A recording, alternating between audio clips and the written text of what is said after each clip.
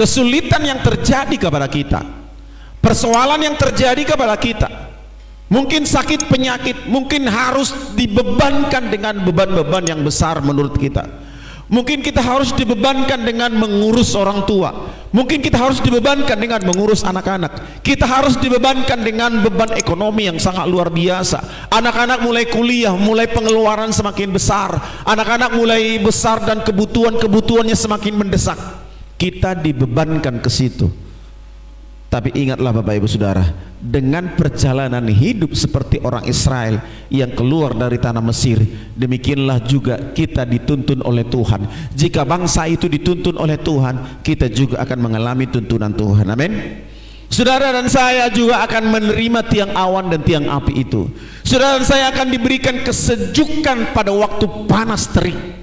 Saudara dan saya akan diberikan terang pada waktu saudara berjalan di padang gurun, di padang belantara, sama seperti orang Israel. Yakinkan hidup kita bahwa kita menerima apa yang Tuhan akan berikan kepada kita.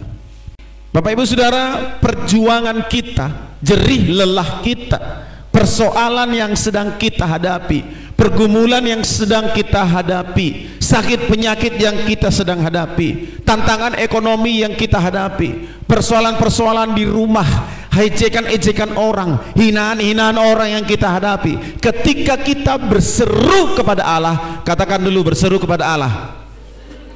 Ketika kita berdoa, ketika kita berteriak kepada Tuhan, Allah mendengar dari surga. Allah mendengar dari surga apa yang kita keluhkan, apa yang kita teriakkan, apa yang kita serukan kepada Dia.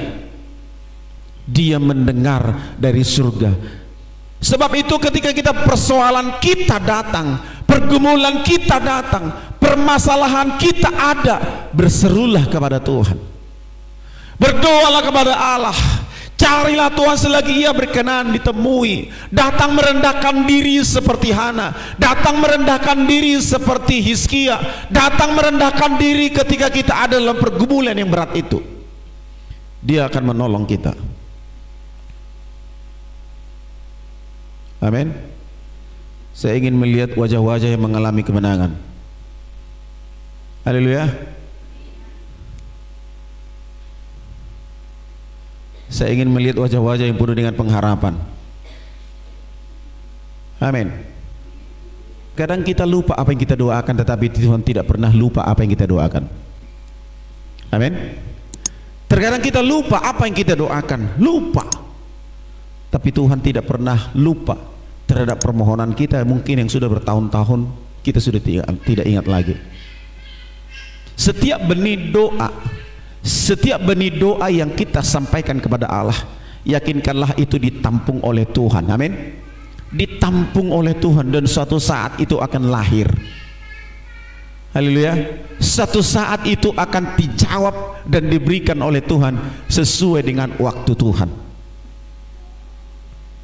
Jangan pernah putus asa, jangan takut untuk tetap berharap kepada Tuhan. Jangan putus-putusnya untuk tetap berdoa kepada Tuhan.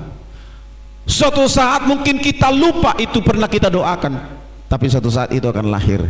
Dia seperti benih yang ditanam, dan suatu saat dia akan tumbuh dan akan menghasilkan sesuatu. Janganlah jemu-jemu berdoa. Amin. Jangan bosan-bosan berdoa.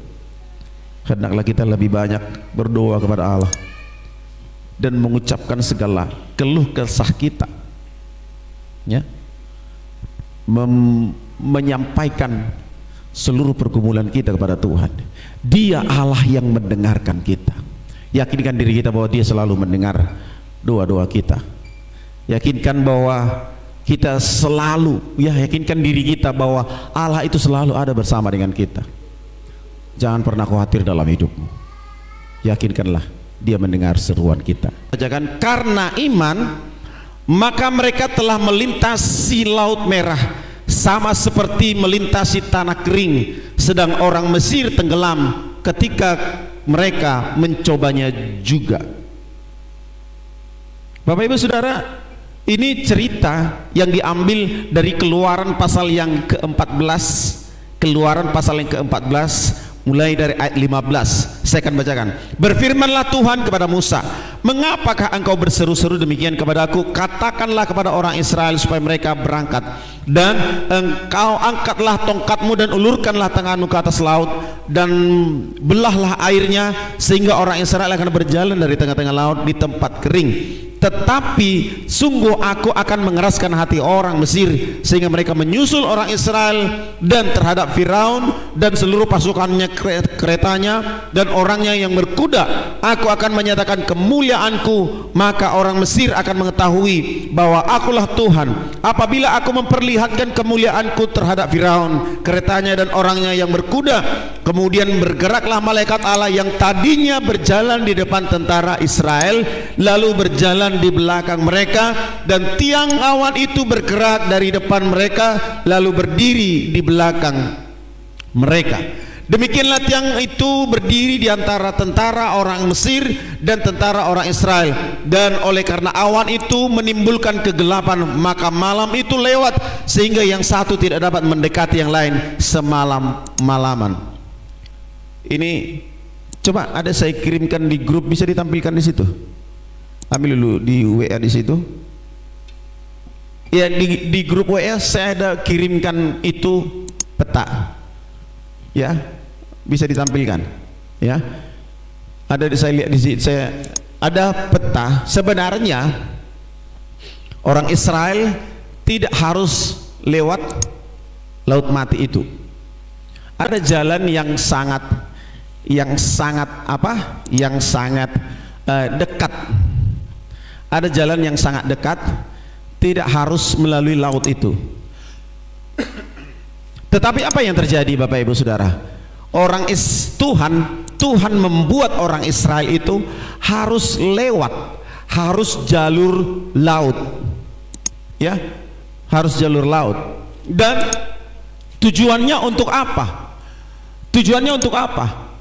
Ya, supaya mereka melihat perbuatan Tuhan, supaya orang Israel bahwa Allah yang mereka sembah, supaya orang Mesir juga melihat bahwa Allah yang disembah oleh orang Israel adalah Allah yang berkuasa atas segala sesuatunya, adalah Allah yang berkuasa untuk apa? Untuk laut, berkuasa untuk angin, berkuasa untuk langit dan bumi, supaya Allah membuktikan kemuliaannya di tengah-tengah orang-orang Mesir, di tengah-tengah orang-orang Israel dalam satu pergumulan yang berat itu, supaya mereka melihat bahwa Allah itu berkuasa di atas segala sesuatunya. Allah bisa saja membuat perjalanan mereka tidak harus lewat laut itu, tapi Allah harus lewat situ. Allah menuntut mereka harus lewat dari situ, supaya Allah melihat, Allah menunjukkan kepada mereka bahwa mereka berkuasa di atas segala sesuatunya. Terkadang kita berpikir begitu Bapak Ibu Saudara, kenapa kok mesti seperti ini caranya Tuhan? Kenapa kok harus saya ngalami ini? Kenapa kok harus begini caranya? Kan ada cara yang lain. Kenapa harus saya tanggung ini? Kenapa mau saya ikut tujuh kojoro persoalan sonon? Kenapa dan kenapa? Itu pertanyaan yang sering kita lontarkan kepada diri kita sendiri. Kenapa saya harus balik kampung ini? Saya sebenarnya dulu Bapak Ibu nggak mau pelayanan di sini. Dulu kalau saya mau jadi hamba Tuhan, saya ingin jadi hamba Tuhan di paling nggak di kota metropolitan lah, di Jakarta, Medan, Bandung, begitulah.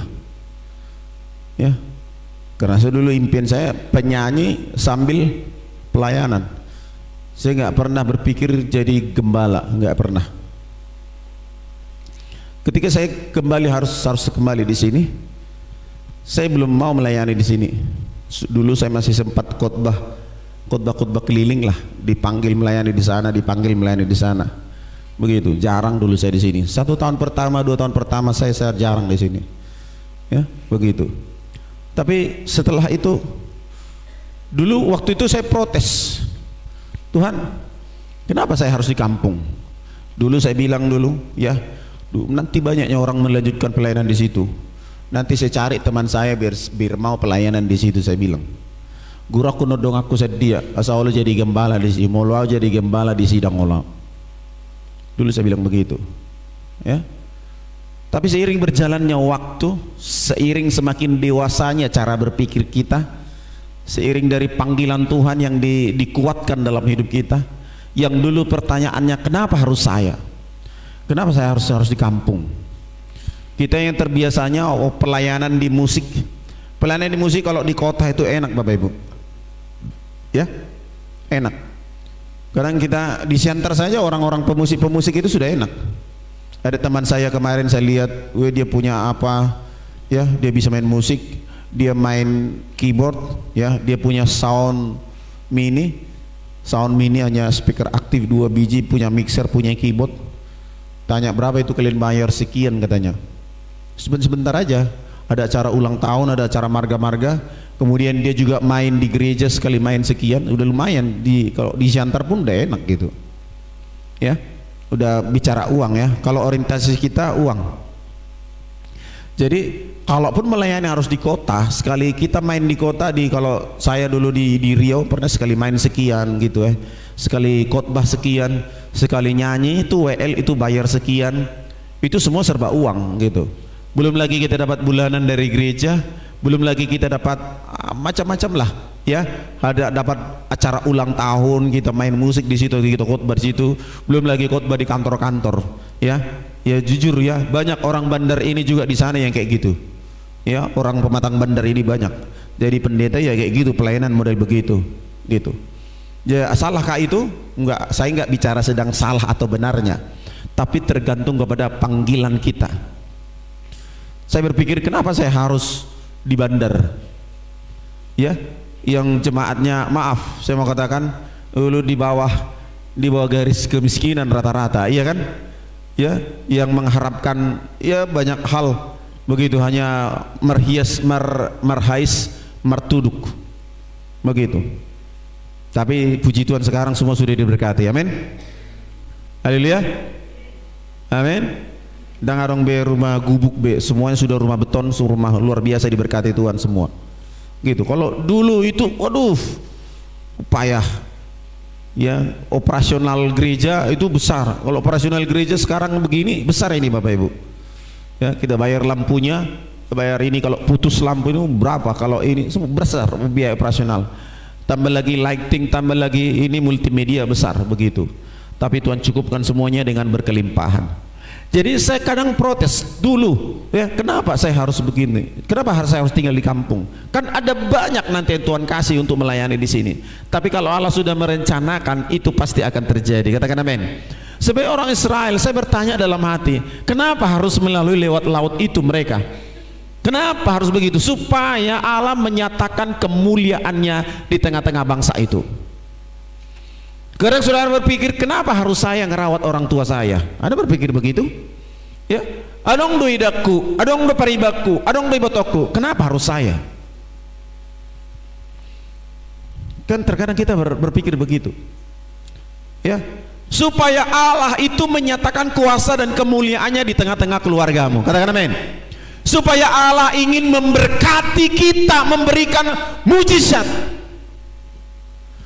Kalau orang Israel tidak berjalan melalui darat, orang Mesir akan mengejar mereka, dan mereka berjalan, orang Israel berjalan, tentara Mesir itu naik kuda, kereta kuda, dan mereka akan cepat dapat.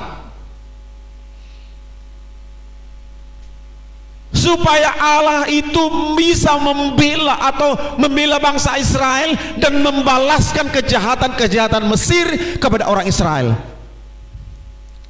Dalam perjalanan itu laut itu dibuat menjadi kering, dan mereka berjalan kiri kanannya, di Alkitab berkata itu seperti tembok kaca. Kiri kanannya itu seperti tembok, dan orang Israel bisa melihat tembus pandang apa yang ada di laut itu. Dalam perjalanan itu Tuhan melakukan hal-hal yang besar dalam hidup bangsa Israel. Saya nggak bisa bayangkan orang Israel berjalan di situ, kemudian mereka bisa melihat ikan-ikan mungkin sedang ada di situ. Ada seorang hamba Tuhan menafsirkan itu, Ketika mereka melihat, tangannya bisa dimasukkan, bisa keluar lagi. Masukkan tangannya ke air itu, terus keluar lagi. Seperti tembok kaca yang bisa elastis begitu. Kemuliaan Tuhan yang dinyatakan ketika kita ada dalam satu pergumulan yang besar. Amin. Haleluya.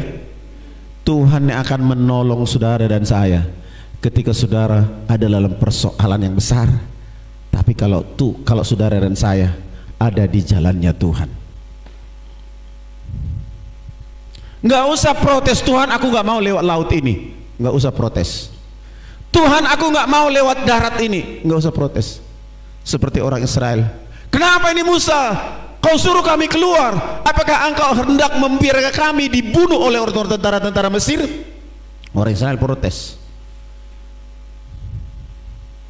Memang orang Israel bangsa yang keras kepala, orang yang tegar tengkuk. Mereka diprotes, ya, Musa diprotes, dan walaupun demikian Allah tetap membela bangsa itu. Kalau saudara dan saya sudah milik kepunyaan Tuhan, saudara dan saya pasti dibela oleh Tuhan. Amin. Haleluya. Walaupun terkadang saudara dan saya nakal, dalam tanda petik nakal, walaupun saudara itu seperti bermain-main mungkin ya Tuhan, ya, sama Tuhan, tapi yakinkan dirimu bahwa engkau adalah anak Allah. Napi badal geleng mi anakmu di? Hah? Mulu burju anakku, mulu badal anak ni makna ini doh. Ini kan? Anak mulu burju anak ni makna, mulu badal anak ni bapak anak. Nang pi badali mernerku bapai. Ketemu doh? Manakku pi penjahat pi anak kamu nadi? Ya. Allah berkata, kamu saja Bapa yang jahat tahu memberikan yang terbaik kepada anakmu, apalagi Bapa di surga. Status saudara adalah anak Allah. Apapun yang terjadi dalam hidupmu adalah dalam penglihatan Tuhan. Kita nggak bisa memilih kita harus lahir di keluarga pejabat, nggak bisa. Bangsa Israel tidak bisa memilih harus berjalan lewat darat, tapi pilihan Tuhan mereka harus berjalan lewat laut. Supaya apa? Mereka melihat mujizat yang besar. Saudara dan saya nggak bisa memilih lahir di keluarga orang kaya, nggak bisa milih. Orang kaya dan orang miskin lahir sama-sama tidak pakai baju. Amin. Orang pincang dan orang yang lahir pincang, orang yang lahir buta sama orang yang lahir normal, sama-sama mereka lahir tidak bawa emas dan tidak bawa uang, tidak bawa permata. Tapi orang yang pincang pun bisa menjadi orang sukses, dan orang yang sempurna bisa menjadi orang sukses. Israel tidak bisa memilih, Musa, kenapa kau buat kami lewat sini? Kau harus mati membunuh kami, yang direncanakan akan membunuh kami lewat tentara Mesir. Israel bisa protes seperti itu. Tapi kalau Tuhan sudah menentukan, walaupun mereka protes, Tuhan menyertai bangsa itu. Amin. Sejauh mana pergumulan persoalan kita? Kita terkadang kenapa harus begini? Kenapa harus begini? Supaya saudara dan saya bisa melihat mujizat. Carilah persoalan. Dari mana kita tahu sesuatu itu menjadi mujizat? Dari mana sesuatu kita ketahui ini mujizat? Dari mana kita mengetahui ini adalah pemberian Tuhan? Ketika saudara dan saya sudah mentok, tidak ada lagi harapan. Itu baru kita mujizat nama baik, boy malumi mana? Mujizat nama baik, boy mana? Selamat. Mujizat nama baik, boy masuk perguruan tinggi negeri. Mujizat nama baik, boy lulus. Karena menurut pikiran kita itu sudah tidak mungkin. Itulah yang disebut dengan mujizat. Berarti kapan kita bisa memperoleh mujizat? Ketika ada masalah dan jalan buntu, tidak ada lagi jalan keluar, kemudian Tuhan membuat jalan. Itulah yang disebut dengan mujizat. Saudara mau terima mujizat? Hah? Saudara harus ada dalam masalah yang menurut saudara sudah nggak mampu lagi, baru itu ada mujizat. Orang Israel melihat mujizat karena mereka dalam masalah, laut menghadang perjalanan mereka dan Allah membuat mujizat. Saya yakin dengan bangganya orang Israel berjalan di tanah yang kering, berjalan di tanah yang kering, yang kiri kanannya adalah tembok air, luar biasa. Dan Allah memusnahkan tentara Mesir.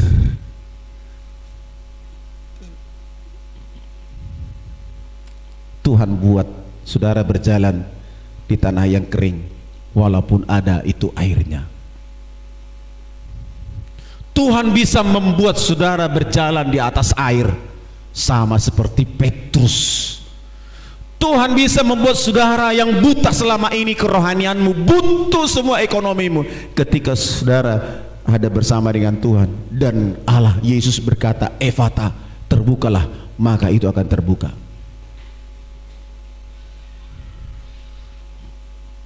Ketika orang buta sejak lahir itu berkata, apa yang kau minta daripadaku?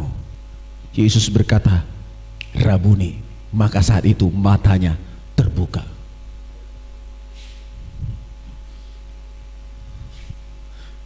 Apa yang menjadi menutup kerohanian kita? Apa yang membuat rohani kita menjadi mandul? Apa yang membuat kita, mata kita nggak bisa melihat pekerjaan Tuhan yang luar biasa? Apa yang menghalangi? Laut itukah? Persoalan itukah? Apa? Dia Allah yang akan mengerjakannya, hal-hal yang luar biasa dalam hidup kita kalau sudah bersama dengan Tuhan. Bayangin, tiang awan dan tiang api ada di tengah-tengah di antara orang Israel dan orang Mesir. Tuhan mengawal dengan luar biasa. Tuhan akan mengawal semua perjalanan hidup kita. Amin. Mengawal ekonomimu, halo, mengawal persoalanmu. Jangan kecut dan tawar hati. Itu yang dikatakan Allah kepada Yosua. Sekali lagi ku katakan, jangan kecut dan tawar hati. Unang ganggu roham. Yakinkan diri kita.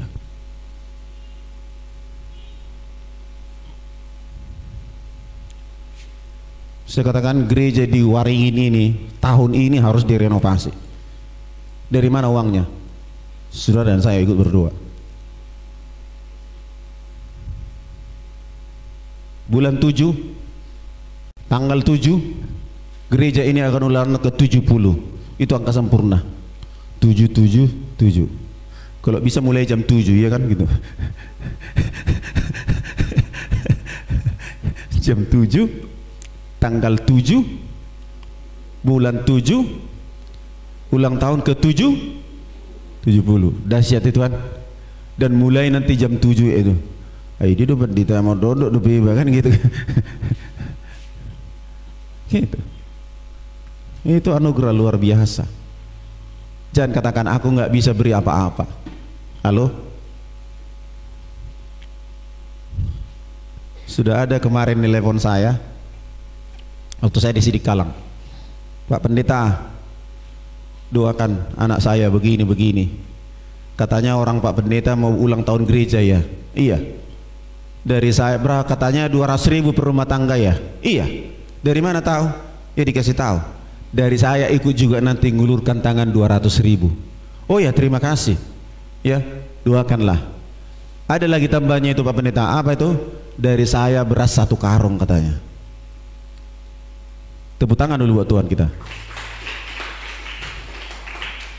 Memang kalau Tuhan rencanakan, Tuhan sudah atur itu dengan sempurna.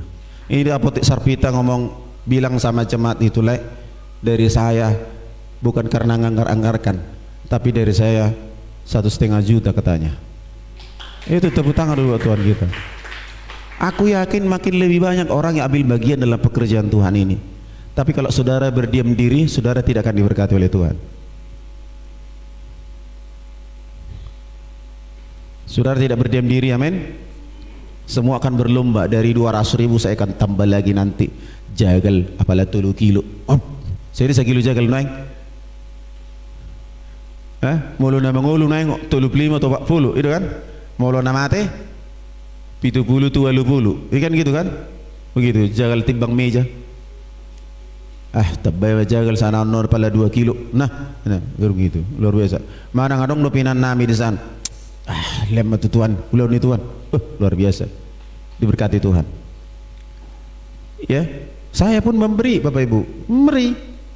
Iya, saya tidak hanya sekedar mengkhotbahkan, tapi saya alami, saya praktek itu firman Tuhan. Orang yang memberi akan menuai 30, 70 sampai 100 kali lipat. Niat hati kita gitu. Dan orang yang menabur dengan mencucurkan air mata pasti pulang dengan sorak-sorai. Yang menangis menabur sambil yang berjalan menangis sambil menabur benih akan menuai dengan bersorak-sorai. Yang berjalan menangis sambil menabur benih pasti pulang membawa berkasnya gitu ya. Saya tidak sedang menghipnotis Bapak Ibu, no, tapi saya sedang mengajarkan firman Tuhan. Orang yang menabur dengan mencucurkan air mata pasti pulang dengan sorak-sorai. Itulah yang disebut dengan mujizat. Kalau saudara kerja 1 hari, saudara layak dapat upah. Contohnya kalau laki-laki di sini 100.000 contoh ya. Itu bukan mujizat saudara. Itu memang sudah menjadi ketetapan kalau saudara bekerja dapat upah. Belum mujizat itu. Standar ya. Enggak Kristen pun mengalami seperti itu. Tapi ketika saudara ya bekerja 1 hari, tiba-tiba ada orang yang ngasih, wow, kasih, wih, ubereng kerijum luar biasa bah. Tiba-tiba yang tadinya gajinya 100.000 tiba-tiba dikasih, nah gaji 500.000. Itu mujizat. Itu.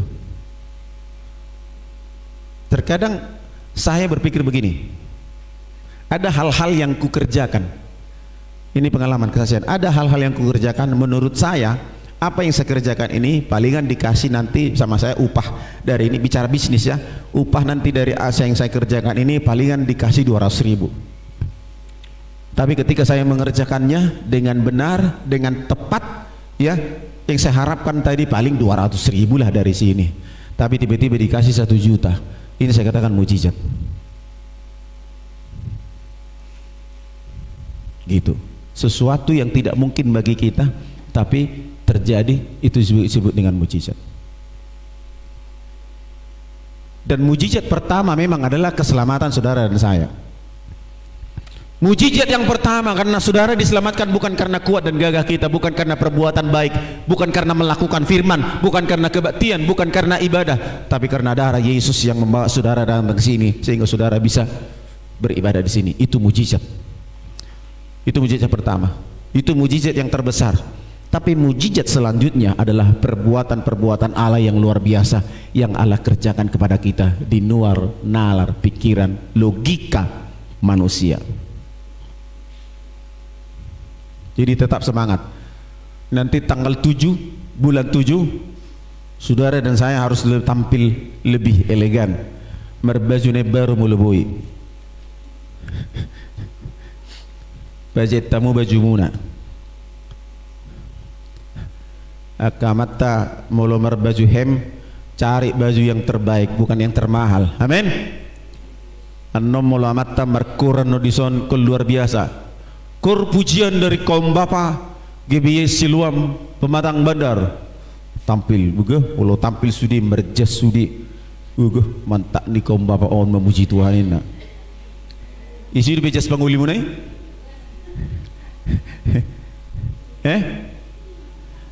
Ini ulang tahun 70 tahun loh, nggak main-main. Ini platinum ya, platinum. 70 tahun loh. Gak main-main.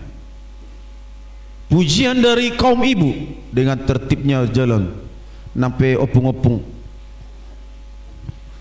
nak kaningan mungkukinan tiba jolo terjadi mujizat gabi lurus. Oh ini nih marede do kebaya dohot songket si gudang harga bah ekolobi do hamuda songon na tu pesta ni hula-hula munai mana yang kulo bisa hula-hula mu hadir unang mulo mar pesta hamuna iupayaw do kan mulo manggulia anak iupayaw do seragam mahita bah hitam nomor pariban inna do kan seragam iupahayon HP lilingai pesta walu bulan naik pesta ngai teringoti seragam itu kan asa buah asa tampil ibereng col malaga kan itu kan asa baga ibereng jawai inna sonari asa baga ibereng tuhani amin iya cari beri yang terbaik gitu sepatu semua mersilak bohi mersilak rambut mersilak ipon mersilak sudah kusibah mersilak sudah gitu ya baru orang-orang melihat wow ini luar biasa ini gibesilom tu berkati Tuhan gitu hamba-hamba Tuhan datang mereka melihat wow gitu nanti undangan kita undang mereka melihat wow gitu. Nama Tuhan dimuliakan amin jadi kamat tanok kanong amama nangong jas naik kumerjas kaya na tanong kibaya na markibaya na leket haleluya ya optimis percepatan mujizat itu harus kita terima. Saya merenungkan kemarin begini Tuhan terus terang saya buat proposal ke PMK saya kemarin baru dapat proposal kita untuk ini kemudian saya bilang saya ketemu dengan kepalanya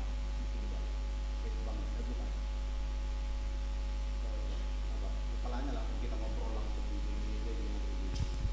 di lihat saya loh Bapak kan kemarin baru dapat oh iya ini di mana Pak? Di Gunung Himalaya sebelum ini.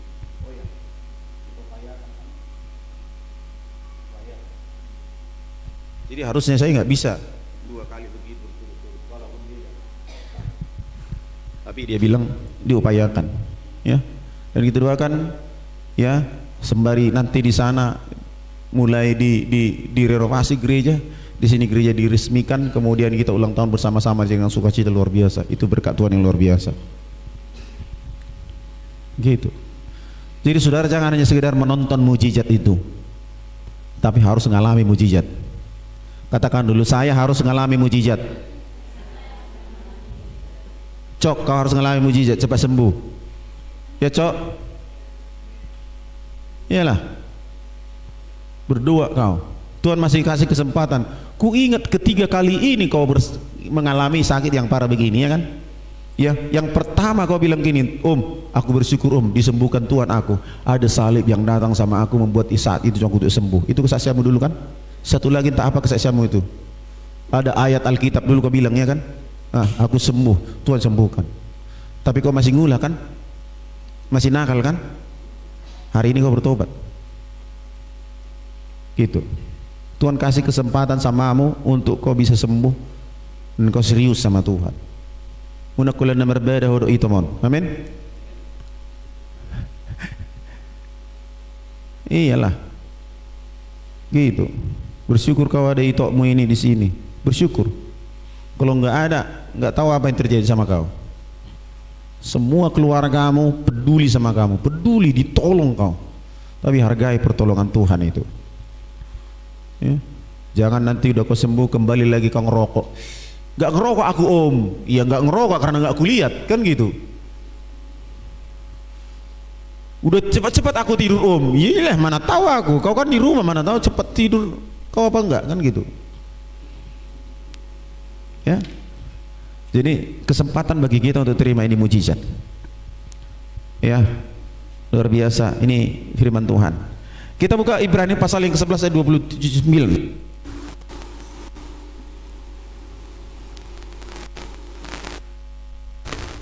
Ya, mujizat itu saudara nggak bisa diikut-ikuti. tapi caranya Tuhan yang akan melakukannya. Kita buka Ibrani pasal 11:29. Ibrani 11:29. Sama-sama 1, 2, 3. Karena iman, maka mereka telah melintasi laut merah, sama seperti melintas tanah kering. Perhatian sampai di situ. Karena iman, maka mereka melintasi laut merah, sama seperti melintasi tanah kering. Bayangin, gak ada lumpur di situ. Biasanya mulukuring bodar dangarong robe merdala naik markabo di markabo ala Tuhan na markarejo nakabo ipe dangarong. Amin. Karena iman Musa berjalan dan bangsa Israel berjalan di situ. Apakah awalnya mungkin orang Israel itu takut masuk ke dalam air itu? Kemungkinan mereka ada takutnya, tapi karena tantangan di belakang, tapi karena musuhnya ada di belakang ingin membunuh mereka, kemudian mereka dengan iman, dengan yakin Allah sudah membelah ini lautan, maka dia berjalan di sana, tidak ada lumpurnya. Mereka berjalan di tanah yang kering karena iman.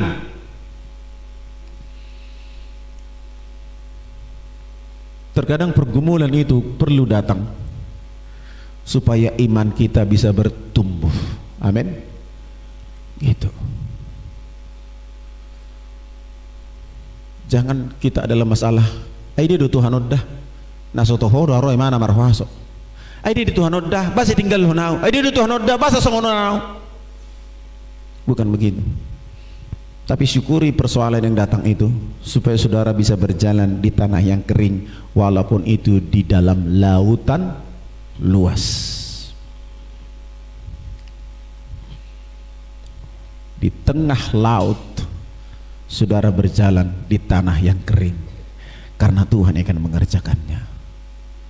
Gak ada cara lain, hanya cara Tuhan. Di tengah persoalan yang besar saudara bisa berjalan dengan tenang karena Tuhan yang mengerjakannya. Ada seorang lagi hamba Tuhan berkata begini, itu kan gelap, di belakangnya orang Israel itu gelap. Jadi tiang awan itu ada di belakang, tiang api itu ada di depan.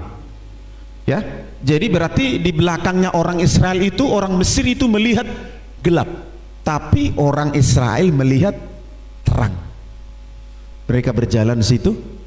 Ada seorang hamba Tuhan menafsirkan begini, sembari mereka berjalan di tengah-tengah laut, di kedalaman laut, orang Israel itu seperti berwisata, melihat rumput laut, melihat ikan-ikan yang indah, melihat lautan yang sangat luar biasa indahnya itu.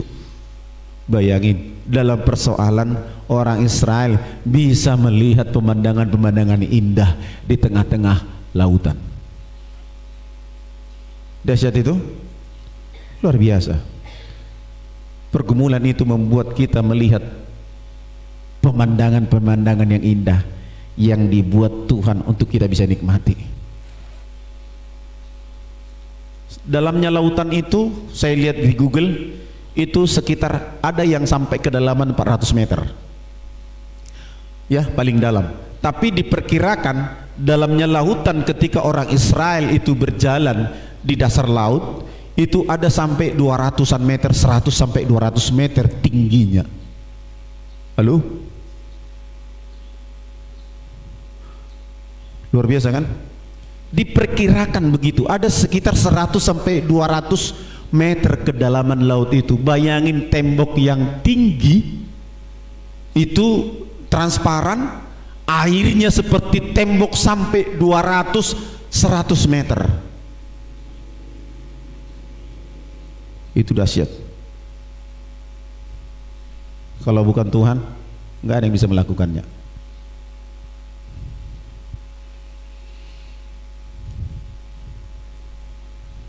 Petrus, dia nggak masuk ke dalaman air, tapi dia ada di atas air, berjalan di atas air.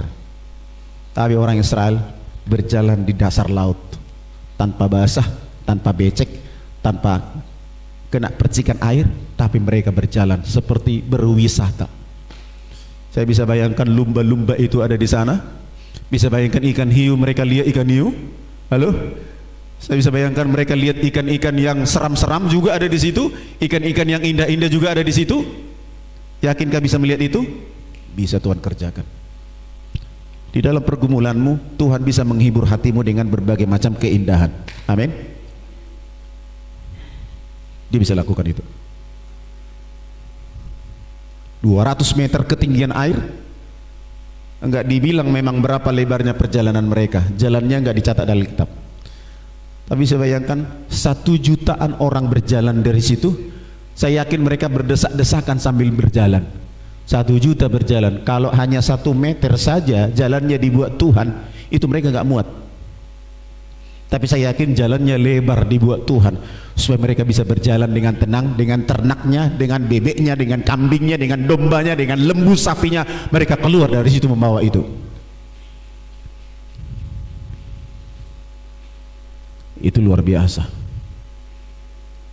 Berapa lebar jalan orang itu nggak dicatat, tapi yakinlah mereka tidak berdesak-desakan di situ, tapi mereka berjalan dengan luar biasa sambil menikmati pemandangan laut yang indah. Tuhan itu ajaib. Kalau Tuhan bisa lakukan itu untuk mereka, Tuhan juga bisa lakukan itu saudara dan saya. Amin. Pergumulan itu datang supaya saudara dan saya bisa melihat perbuatan Tuhan yang luar biasa itu. Dia sanggup mengerjakannya. Haleluya. Jangan takut dengan persoalan. Terkadang seperti pertolongan Tuhan seperti terlambat. Ngaruh lagi Musa, ngaruh di belakang berkereta. Mereka seperti terdesak. Tapi dalam terdesak, Tuhan berfirman membela lautan. Dan saudara bisa berjalan di situ.